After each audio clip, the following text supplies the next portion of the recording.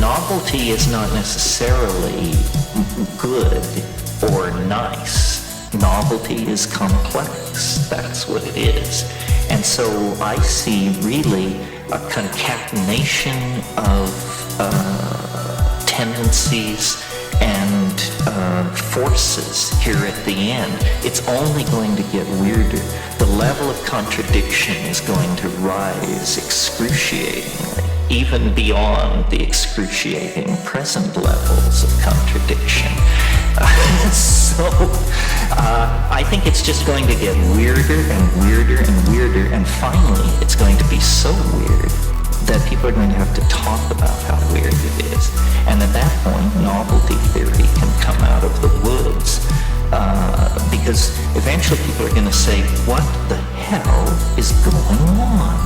It's just too nuts. It's not enough to say it's nuts. You have to explain why it's so nuts.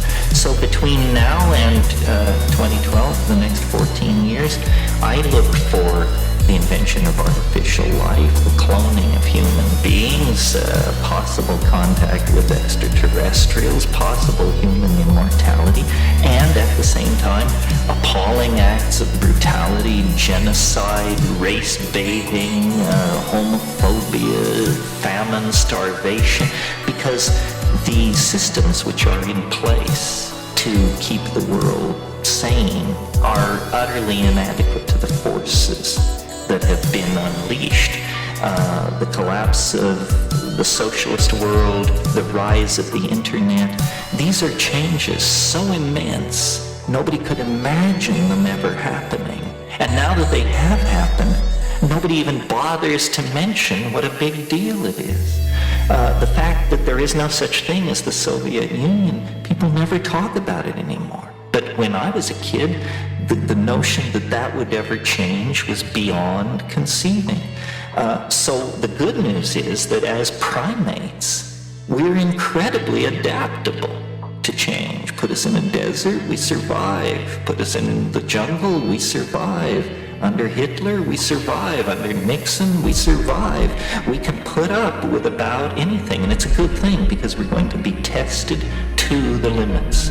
And this is why the right wing is so alarmed, because what they see going on is the breakdown of all tradition, all order, all sanctioned norms of behavior. And they're quite right that it's happening. But they're quite wrong to conclude that it should be resisted or is somehow evil. The mushroom said to me once, it said, this is what it's like when a species prepares to depart for the stars. You don't depart for the stars under calm and orderly conditions. It's a fire in a madhouse. And that's what we have, the fire in the madhouse at the end of time. This is what it's like when a species prepares to move on to the next dimension.